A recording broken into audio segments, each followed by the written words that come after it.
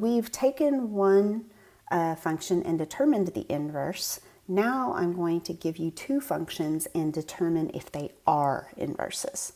So that is our next topic. We want to know, are the following equations inverses?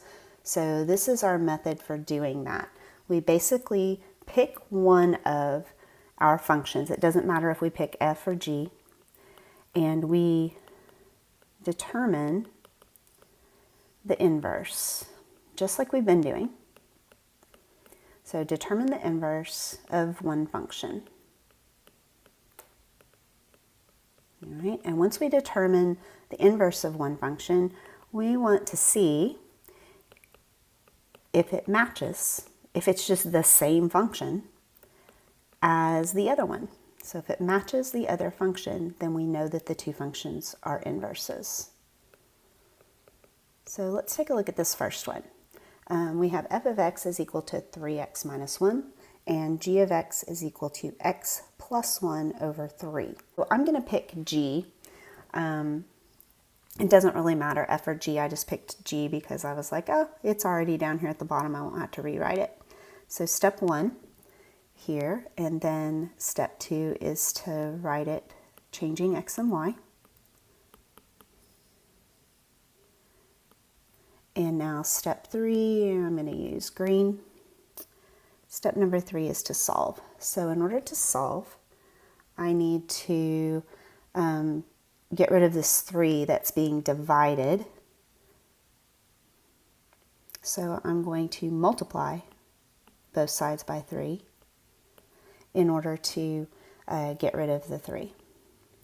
So we're going to be left with 3x is equal to y plus 1, and then just simply subtract 1. And 3x minus 1 is equal to y. All right, no squares or cubes or anything here. And this is our inverse of function g. Our next question, does it match function f? So look at that function and this one. Are they the same? Yes, they are the same. So the functions match when I took the inverse of one of them. So our answer is yes, they are inverses of each other. Let's do this one more time.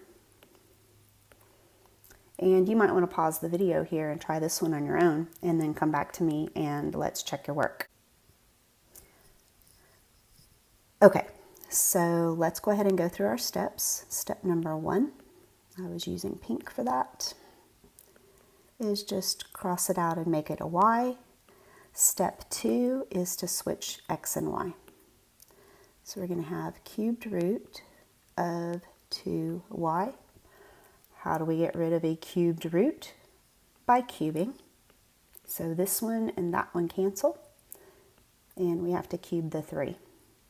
So x to the third is equal to 2y.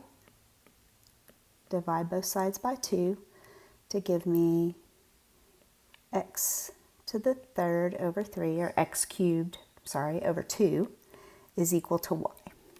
Okay, again, compare these two. Are they the same this time? No, not the same. So our answer is no, these two functions are not inverses.